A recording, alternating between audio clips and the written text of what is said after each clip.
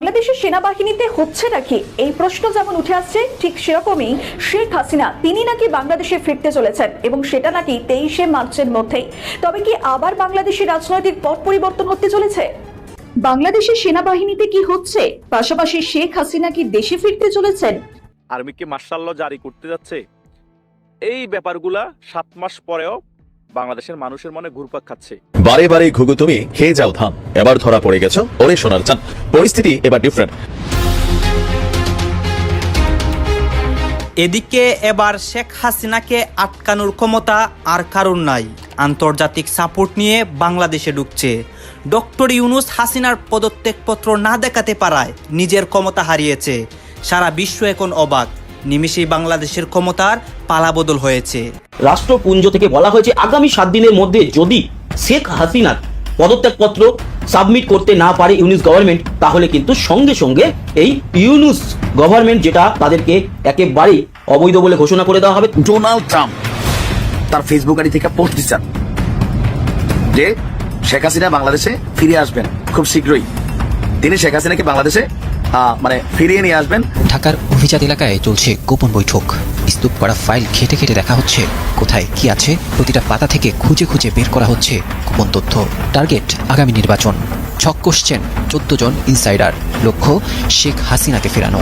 এবার কি আমরা ডোনাল্ড ট্রাম্পের নিষেধাজ্ঞার কবলে পড়তে যাচ্ছি? ডোনাল্ড ট্রাম্প 43টা দেশের উপরে নিষেধাজ্ঞা জারি করতে যাচ্ছে। শেখ হাসিনার বিরুদ্ধে যে অভিযোগ করছে ডক্টর ইউনূস, এই ডক্টর ইউনূসের টোটাল দুর্নীতির ডকুমেন্টস একদম প্রমাণ সহ আমার হাতে এসে পৌঁছেছে। আজকে আমি শুধু একটু তুলনা করতে চাই যে এই যে শেখ হাসিনার বিরুদ্ধে মিথ্যে কলঙ্ক দেবার একটা চেষ্টা করছেন, তার সাথে আমি তুলনা করতে চাই যে এই যে আপনাদের তথাকথিত ডক্টর ইউনূস, তার অর্থনৈতিক দুর্নীতি কতটুকু।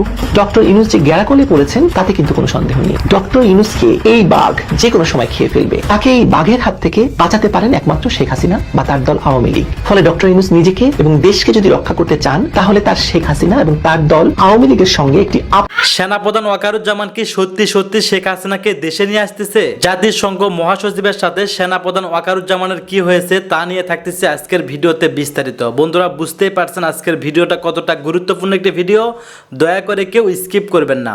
সত্যি সত্যি কি শেখ হাসিনা সেনাপ্রধানের হাত ধরে দেশে ফিরছেন এবং জাতিসংঘ মহাসচিবের সাথে সেনাপ্রধানের কি হয়েছে, এইবার এই বিষয় নিয়ে আমরা পর্যালোচনা এবং তদন্ত করে আমরা বেশ কয়েকটি খুবই গুরুত্বপূর্ণ তথ্য এবং ভিডিও ফুটেজ পাই, যা আজকের ভিডিওতে সেগুলোই এক এক করে ধারাবাহিক তুলে ধরবো। যদিও আজকের ভিডিওটা কিছুটা লং হতে পারে, তবে আজকের ভিডিওতে জানতে পারবেন সত্যি সত্যি কি সেনাপ্রধানের হাত ধরে দেশে ফিরছেন হাসিনা এবং জাতিসংঘ মহাসচিবের সঙ্গে কি হয়েছে সেনাপ্রধানের, এই নিয়ে এমন কিছু অজানা গোপন তথ্য জানতে পারবেন যা জানলে আপনিও ইতিমধ্যে অবাক হতে বাধ্য।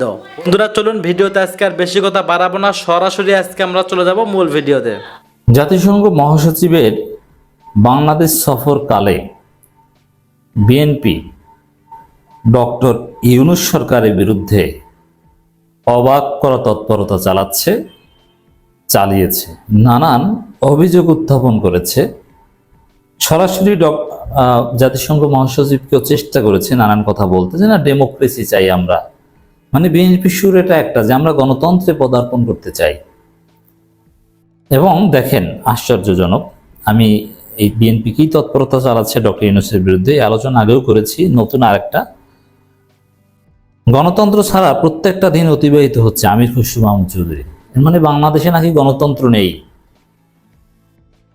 মানে জাতিসংঘ মহাসচিব বাংলাদেশে যতদিন অবস্থান করেছিলেন, বিএনপির কথা একটাই যে বাংলাদেশে গণতন্ত্র নেই, গণতন্ত্র নেই, গণতন্ত্র নেই, আমরা গণতন্ত্র চাই, গণতন্ত্র চাই, গণতন্ত্র চাই। অথচ এটা নির্লজ্জ মিথ্যাচার। বিএনপিকে আমরা কঠিন জবাব দিব।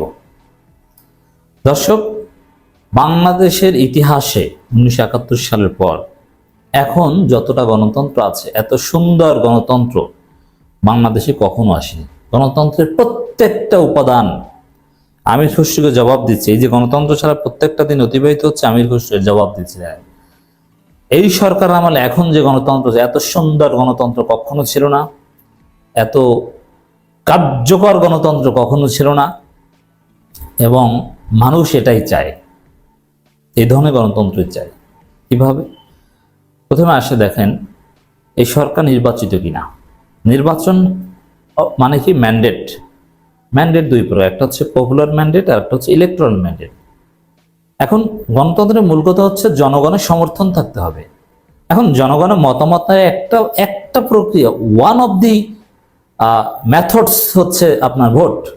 এর বাহিরেও নানান ভোট থাকতে পারে। একসময় সব জনগণকে বা প্রত্যেক এলাকা থেকে গুরুত্বপূর্ণ লোকজনকে ডেকে সরাসরি মতামত নেওয়া হতো, যখন সেই এথেন্স, গ্রিস, এথেন্স, স্পার্টা ওইসব দেশে বা সুইজারল্যান্ডের বিভিন্ন জায়গায় ডিরেক্ট ডেমোক্রেসি চর্চা হতো। এভাবে সরাসরি বিভিন্ন জরুরি ডিসিশন মেকিংয়ে জনগণকে একত্র করে প্রশ্ন করত, জনগণ হ্যাঁ না বা বিভিন্ন মতামত দিত। তো সরকার কিভাবে নির্বাচিত হবে, তা আমি তো মনে করি ভোটিং সিস্টেমের চাইতে সবচাইতে বড় ভোটিং সিস্টেম, গণতান্ত্রিক সিস্টেম হচ্ছে গণবিপ্লব, গণ অভ্যুত্থান। এর চাইতে বড় গণতান্ত্রিক কোনো পদ্ধতি নেই। দেখুন, ডক্টর ইউনূসকে যেভাবে মানুষ, লক্ষ কোটি মানুষ রাজপথে নেমে রক্তের উপর দাঁড়িয়ে তাকে এনেছে, তাকে ওয়েলকাম করেছে। ডক্টর ইউনূসের বিরুদ্ধে আওয়ামী লীগ বাদে কেউ ছিল?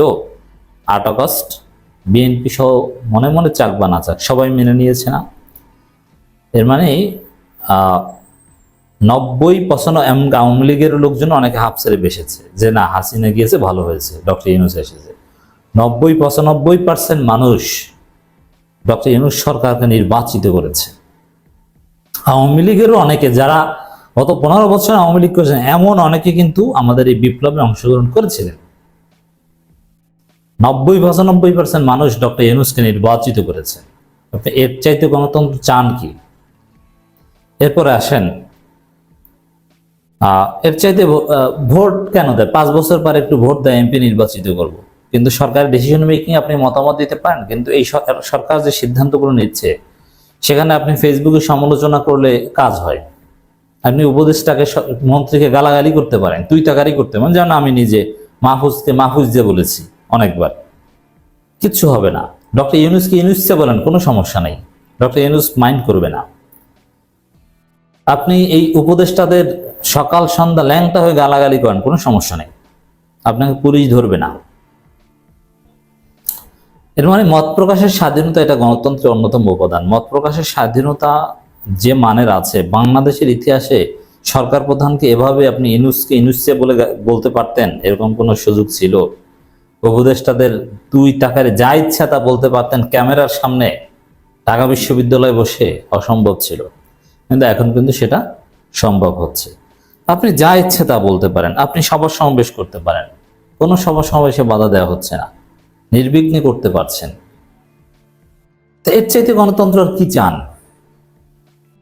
আপনি সিদ্ধান্ত গ্রহণ প্রক্রিয়া অংশগ্রহণ করতে পারছেন, আপনাকে নিয়মিত ডাকা হয়, আপনার মতামত নেওয়া হয়, লিখিত মতামত, অলিখিত মতামত, জনগণের মতামত নেওয়া হয়। এই আমির খসরু বা বিএনপি যেটা বলছে জাতিসংঘ মহাসচিবের বাংলাদেশ সফরকালে তার একযোগে যে গণতন্ত্র নাই, এটা পুরোটাই ভুয়া। গণতন্ত্র নাই বিএনপির মধ্যে, বাংলাদেশে গণতন্ত্র আছে এবং সর্বোচ্চ মানের গণতন্ত্র আছে, পৃথিবীর সবচেয়ে সমৃদ্ধ গণতন্ত্র আছে, এর চাইতে ভালো কোনো গণতন্ত্র হয় না। আশা করি জবাব হয়েছে। বিএনপির স্থায়ী কমিটির সদস্য আমির খসরু মাহমুদ চৌধুরী বলেছেন, দেশের জনগণ তাদের ভোটে প্রতিনিধি নির্বাচিত করে সংসদে সরকার গঠন করে দ্রুত সম্ভব বাংলাদেশে গণতন্ত্র দেখতে চায়। ভাই, ভোটের মাধ্যমে গণতন্ত্র, এইসব ফালতু থিওরি আপনি কোন বিশ্ববিদ্যালয়ে পড়েছেন? আপনি গণতন্ত্র এ বিষয়ে তো কোর্স আছে বিভিন্ন ডিপার্টমেন্টে, পলিটিক্যাল সায়েন্সে, ইন্টারন্যাশনাল রিলেশনসে, আরো বিভিন্ন সোশ্যাল সায়েন্স কিংবা আর্টস ফ্যাকাল্টির অধিকাংশ ডিপার্টমেন্টে আপনাকে, এমনকি ইসলাম শিক্ষা টাইপের ডিপার্টমেন্টও আপনাকে পলিটিক্যাল সায়েন্স মোরাললেস পড়তে হয়, সেখানে গণতন্ত্র পড়ানোই হয়। তো গণতন্ত্রের কোন থিওরিতে, কোন সংজ্ঞায় শুধু ভোটেই গণতন্ত্র এটা আছে আপনি কোথায় পেয়েছেন? মত প্রকাশই হচ্ছে বড় গণতন্ত্র। আর মত প্রকাশের একটা মাধ্যম হচ্ছে ভোট। এটা একসময় ছিল ব্যালট পেপারে, এখন ইলেকট্রনিক্স ভোটিং মেশিন এসেছে, ফরম্যাট। এরপর দেখবেন অন্য সিস্টেম আসবে, ভোটের সিস্টেম সামনে আরো সম্প্রসারিত হবে। শুধু একটা প্রতীকে ভোট দেয়া না, একেবারে একটা রেজাল্ট শিটে, একটা ওএমআর শিটে আপনি ভোট দিতে যাবেন, সেখানে ভোট দিবেন আপনি ব্যক্তি থেকে শুরু করে, মার্কা থেকে শুরু করে, আরো 10-15টা প্রশ্নের উপর আপনি টিক চিহ্ন দিয়ে আসবেন। সামনে তো ভোটের সিস্টেমও আসতে পারে। আপনি কিসের গণতন্ত্র শিখেছেন? কোথায় পড়াশোনা করেছেন? আমি জানি না যে কোথায় পড়াশোনা, কোন বিশ্ববিদ্যালয় এবং রেজাল্ট কি। আন্দাজে একটা বলে দিলে হলো নাকি? গণতন্ত্র সম্পর্কে কি আমাদেরকে ভূগোল বুঝান নাকি? এক একটা দিন অতিবাহিত হচ্ছে গণতন্ত্রহীন দেশ হিসাবে? না, একদম না, গণতান্ত্রিক দেশ হিসেবে অতিবাহিত হচ্ছে। এদেশে রাজনৈতিক দল আছে, মাল্টি পার্টি ডেমোক্রেসি আছে, নতুন নতুন দল আসছে, সবাই সভা সমাবেশ করছে, সবাই মতামত দিচ্ছে, রাষ্ট্রের সিদ্ধান্ত গ্রহণ প্রক্রিয়ায় বিএনপি সহ সবাই অংশগ্রহণ করছে। যেখানে জনগণের কোনো প্রতিনিধিত্ব নেই, তাহলে এই প্রফেসর ইউনূস কি ফেরেশতাদের প্রতিনিধি না জিনপরির প্রতিনিধি? তারা কি জনগণের প্রতিনিধি নয়? হাজারবার তারা জনগণের প্রতিনিধি, অ্যাবসলিউটলি তারা জনগণের প্রতিনিধি। আমির খসরুদের এই বক্তব্য ধৃষ্টতাপূর্ণ বক্তব্য, অগণতান্ত্রিক বক্তব্য, ডক্টর ইউনূসের বিরুদ্ধে ষড়যন্ত্র এই বক্তব্য। আমির খসরু বলেন জনগণের সমর্থনবিহীন কোনো দেশ সরকার, পুলিশ বা কোনো সরকারি কর্মকর্তা চালাতে পারে না। এর মানে জনগণের সমর্থন নাই সরকারের উপর, এটা বোঝাতে চান? মিথ্যা কথা। আপনাদের উপর জনগণের সমর্থন, আপনাদের উপর মানুষ বিরক্ত। তাদের মূল শক্তি হচ্ছে জনগণের সমর্থিত একটি নির্বাচিত সরকার, এটাই মূল শক্তি। এটার উপর ভিত্তি করে পুলিশ, সরকারি কর্মকর্তা চলে। তাই জনগণের সমর্থিত সংসদ সমর্থনবিহীন কোন, তাই জনগণের সমর্থিত সরকার দরকার, অমুক্ত মহাবিজবী কথা। যত তাড়াতাড়ি সম্ভব দেশটি একটি গণতান্ত্রিক অর্ডারের দিকে নিয়ে যেতে পারে, সকলে মিলে সেভাবে কাজ করবো। গণতান্ত্রিক অর্ডার আছে, তবে হ্যাঁ, কোনো নির্বাচন হতে হবে। সেই নির্বাচন যাতে এই আমির খসরুরা ভোট চুরি করতে না পারে, সেজন্যই সংস্কার দরকার। আশা করি বোঝাতে পেরেছি দর্শক। মানুষের মনোজগতে বিশাল পরিবর্তন হয়েছে, সেটাকে অনুধাবন করতে হবে। আচ্ছা, ডক্টর ইউনূসের উপর জনসমর্থন নাই, আপনারা সাহস থাকলে বলেন যে গণভোট হোক। ডক্টর ইউনূসের উপর জনসমর্থন আছে কি নাই, এই সরকারকে মানুষ চায় না, যে গণভোট হোক, তখন দেখবেন। আপনারা গণভোটের দাবি করেন না সাহস করলে, সাহস থাকলে করেন। স্বাধীনতা আমরা পেয়েছি অনেক ত্যাগ জীবনের বিনিময়ে, এটা ধরে রাখতে হলে আমাদের আগামী দিনগুলোতে একটা কথা মনে রাখতে হবে। কি মনে রাখতে হবে? প্যারাসিটামল ঔষধ খেতে হবে নাকি? আর তাদের প্যারাসিটামল হচ্ছে ভোট, কারচুপির ভোট, মাগুরার উপনির্বাচন, সেই ঔষধ খাওয়াতে চান আমাদেরকে। আমরা তো বুঝি একটা স্বাধীন সার্বভৌম দেশে যাতে নিজেদের মতো করে থাকতে পারি, সবাইকে ঐক্যবদ্ধ থাকতে হবে। মতপার্থক্য থাকবে, মতভেদ থাকবে, মতপার্থক্য থাকবে, এরপর একেবারে সম্মান করা। এটা তো আপনারা রাখছেন। দেখেন এই যে আমির খসরুর যে বক্তব্য, এটা জনগণ কিভাবে দেখছে? যেসব গণমাধ্যমে এই খবর এসেছে, সেখানে নিচে হাজার হাজার মানুষের মন্তব্য আমি কয়েকটা পড়ে শোনাচ্ছি। এই আমির খসরু মাহমুদ চৌধুরীর প্রতি বা বিএনপির প্রতি বিরক্ত হয়ে মানুষ লিখছে, এর গণতন্ত্রের সাথে বিয়ে পড়িয়ে দাও কেউ। মানে মানুষ দেখছে যে এর চাইতে ভালো গণতন্ত্র বাংলাদেশে কখনো ছিল না, তারপরে বলছে গণতন্ত্র নেই। এরপরে মন্তব্য, 16 বছর গণতন্ত্রের ভিতরে ছিলেন আর এখন গণতন্ত্র নাই নাকি? আরেকজন লিখেছেন, একটা কথাও বলবো না মাসুদ, ভালো হয়ে যাও। বর্তমান সরকার সবচেয়ে বেশি জনসমর্থন পেয়ে সরকার গ্রহণ করেছে, তারা এই সরকার ব্যর্থ করার চেষ্টা করবে, আমরা তাদেরকে বয়কট করব। এই হচ্ছে জনগণ। একটা মন্তব্য বিএনপির পক্ষে নেই। এরপর লিখেছেন, যে দলের ভিতরে গণতন্ত্র নেই তারা করবে গণতন্ত্রের রক্ষা, পরিবারতন্ত্র। মানে বিএনপি আসে গণতন্ত্রের কথা বলে, এটা হাস্যকর। বিএনপিতে গণতান্ত্রিক প্রক্রিয়া নেতা নির্বাচিত হয়? হয় না, পরিবারতন্ত্র। চায়ের সঙ্গে গণতন্ত্র গুলিয়ে খান 5 বেলা করে, তাহলে নির্বাচন রোগ থেকে মুক্তি পাবেন। প্যারাসিটামলের কার্যকারিতা কমে যাবে আপনাদের। আমরা এমন আরো বহুদিন থাকতে চাই, জনগণ বলে দিয়েছে। গত 17 বছর কতই না সুন্দর গণতন্ত্র ছিল। এদের পর আন্দোলনে নামেন, ভালো সাড়া পাবেন আশা করি। তো দর্শক, এইভাবে জনগণ 100% জনগণের মন্তব্য বিএনপির বিপক্ষে। মানুষ সন্তুষ্ট, কারণ মানুষ দেখছে তারা মত প্রকাশ করতে পারছে, তারা রাষ্ট্রে ডিসিশন মেকিং প্রসেসে অংশগ্রহণ করতে পারছে। আর বিএনপি আসলে বিএনপির পান্ডারা জনগণকে পেটাবে কথা বললে। আসসালামু আলাইকুম, আমার চ্যানেলে আপনাদের সকলকে স্বাগত। আবারও কি বাংলাদেশে 1/11 আসতে যাচ্ছে এবং আর্মিকে মার্শাল ল জারি করতে যাচ্ছে? এই ব্যাপারগুলা 7 মাস পরেও বাংলাদেশের মানুষের মনে ঘুরপাক খাচ্ছে। কেন খাচ্ছে? কারণ বাংলাদেশের ভয়াবহ পরিস্থিতির কারণে। এই সরকার এখনো দেখেন 2 মাস পর পর আর্মির ম্যাজিস্ট্রেসি ক্ষমতা বাড়াচ্ছে।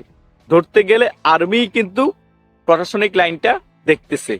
30,000 ট্রুপস নিয়োগ আছে এই ম্যাজিস্ট্রেসি ক্ষমতার আন্ডারে।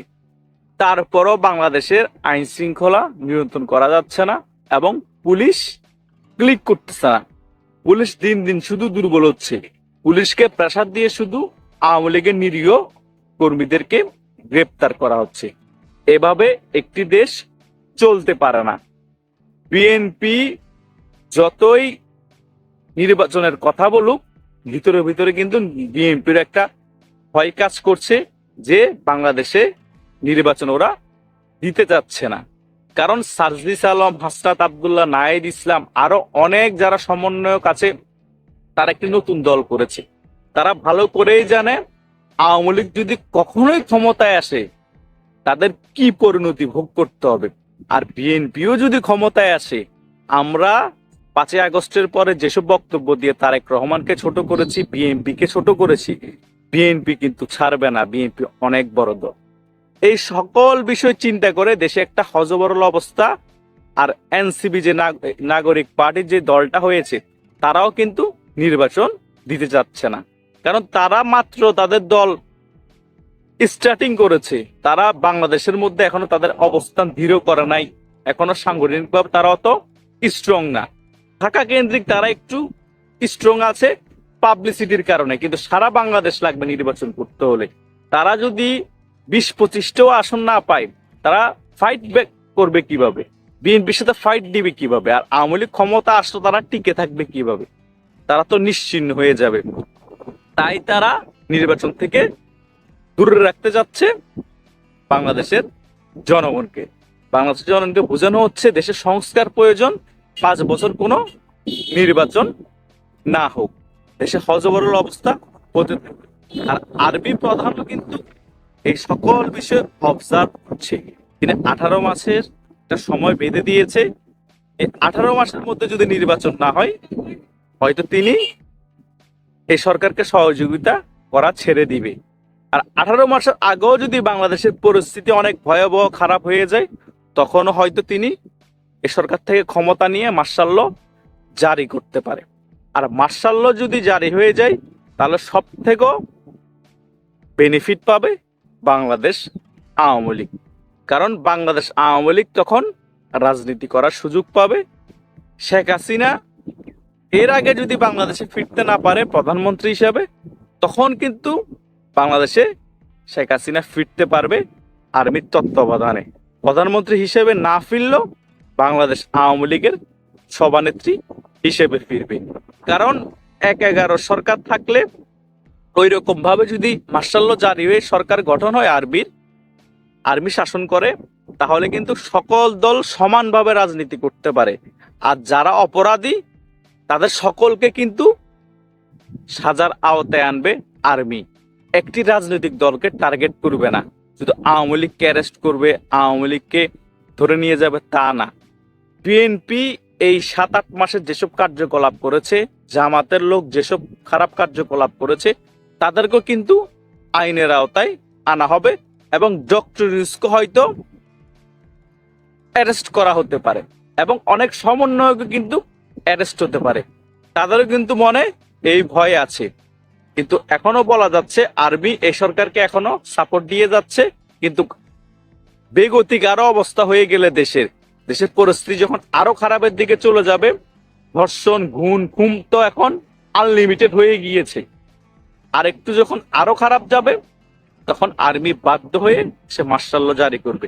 আর আর্মিকে সাপোর্ট দেওয়ার জন্য ইন্ডিয়া তো আছেই, আমেরিকাও আছে এবং রাশিয়াও কিন্তু সাপোর্ট করবে এই আর্মির সরকারকে। তাই মার্শাল ল যদি জারি হয়ে যায়, আমরা অবাক হব না। বাংলাদেশের সুষ্ঠু ধারা রাজনীতি ফিরিয়ে আনার জন্য বাংলাদেশে মার্শাল ল জারি করা খুবই প্রয়োজন এবং সুষ্ঠু একটি নির্বাচন দেওয়ার জন্য বাংলাদেশে মার্শাল ল জারি করা খুবই প্রয়োজন। তা না হলে বাংলাদেশে সুষ্ঠু নির্বাচন হওয়া অসম্ভব বলে মনে হয়। কারণ সুষ্ঠু নির্বাচন হলো আওয়ামী লীগ পার্টিসিপেট করতে পারবে না, আর আওয়ামী লীগ যদি পার্টিসিপেট না করতে পারে সুষ্ঠু নির্বাচন দিয়ে কি লাভ? কারণ বাংলাদেশে 50% লোক ভোট দিতেই যাবে না। তাই 1-11 মতো যদি আরেকটি সরকার হয় বা মার্শাল ল জারি হয়, আমরা অবাক হব না, হলেও হতে। আসসালামু আলাইকুম। জাতিসংঘের মহাসচিব অ্যান্টনি গুতেরেসের এবার বাংলাদেশের সফর নিয়ে আমি শুরু থেকেই বেশ খানিকটা সন্দেহ করে আসছিলাম, এবং এরই মধ্যে আপনাদের সামনে আমি নিজে এ বিষয়ে অনেক ধরনের প্রশ্ন উত্থাপন করেছি, এবং সেই সন্দেহ এবং প্রশ্ন এখন এই মুহূর্তে বিএনপি সহ বিভিন্ন রাজনৈতিক দলগুলোর মধ্যেই বিরাজ করছে, তারা খানিকটা প্রকাশও করছে। জাতিসংঘের মহাসচিব অ্যান্টনি গুতেরেসের এই যে 4 দিনের সফর এবং তার ফিরে যাওয়া, এর মধ্য দিয়ে তার বিভিন্ন যে কর্মসূচিতে অংশগ্রহণ করা আমার কাছে একেবারেই নজিরবিহীন মনে হয়েছে। এবং একথা সত্য, বাংলাদেশের রাজনীতিতে ভারত যুক্তরাষ্ট্রের যে সরাসরি কিংবা পরোক্ষ প্রভাব সেটা তো আমরা সবাই জানি। সাম্প্রতিক সময়ে চীনের অনেক ধরনের হস্তক্ষেপ আমরা দেখতে পাচ্ছি, কিন্তু জাতিসংঘের এইভাবে সরাসরি ইনভলভমেন্ট একেবারেই অপ্রত্যাশিত এবং নজিরবিহীন, একেবারেই নজিরবিহীন আমার কাছে অন্তত তাই মনে হয়। কি এমন ইস্যু ছিল যে অ্যান্টনি গুতেরেস 4 দিনের সফরে বাংলাদেশে এলেন, যেই জাতিসংঘের ইউএনএফপিওর মাধ্যমে রোহিঙ্গাদের মাথা পিছু যে খরচ মাসিক $12 থেকে $6 নামিয়ে আনা হলো। অন্যান্য রাষ্ট্র বা সাহায্য প্রদানকারী রাষ্ট্রগুলো তারা কমিয়েছে, কর্তন করেছে, সেগুলো তো জাতিসংঘের মাধ্যমেই বাস্তবায়িত হয়, তো তাদের মাধ্যমেই তো $12 থেকে $6 নামিয়ে আনা হলো। সেই জায়গায় এসে জাতিসংঘের মহাসচিবের তো কোনো ধরনের মুখ থাকে না যে এদেশে এসে বড় বড় কথা বলে যাওয়া, বরং বিশেষ কোনো বার্তা থাকলে তিনি দিয়ে যেতে পারতেন। সে ধরনের কোনো বার্তা আমরা পেলাম না, একথা আমি আগেই আপনাদের সামনে জানিয়েছি। এবং তাহলে প্রশ্ন, কেন তিনি এলেন? এবং যেটি জানা গেল যে গোলটেবিল বৈঠকটির আয়োজন করা হলো শনিবার, সেটি জাতিসংঘের আয়োজনেই করা হয়েছে। তাহলে জাতিসংঘ কেন করলো? কেন তারা উপযাজক হয়ে এই ধরনের অনুষ্ঠানের আয়োজন তারা নিজ উদ্যোগে করলো? এবং তার পরের প্রশ্নটি হচ্ছে, তারা এটি করতে পারে কিনা? এই গোলটেবিল বৈঠকে কেন্দ্র করে অনেক রাজনৈতিক দল বিব্রতকর অবস্থায়ও পড়েছে। গোলটেবিল বৈঠকের পরে জাতিসংঘ মহাসচিব যে বক্তব্যগুলো দিলেন, সেখানে বিচার, সংস্কার, গণতন্ত্র, নির্বাচন এবং পারস্পরিক আস্থা তৈরিতে রাজনৈতিক দলগুলোকে ঐকমত্যে পৌঁছানোর আহ্বান তিনি জানিয়েছেন। এবং তিনি বলেছেন যে আপনারা জাতিসংঘকে একটি বিশ্বস্ত অংশীদার হিসেবে গণ্য করতে পারেন। কথাগুলো খেয়াল করে শোনা দরকার আমাদের। আপনারা জাতিসংঘকে একটি বিশ্বস্ত অংশীদার হিসেবে গণ্য করতে পারেন, এবং পৃথিবীর মধ্যে একটা নজিরবিহীন নির্বাচন বাংলাদেশে সৃষ্টি হতে যাচ্ছে। কার পক্ষ হয়ে তিনি এই কথাগুলো বলছেন? কেন তিনি যেচে পড়ে এই কথাগুলো আমাদেরকে শোনাতে এসেছেন?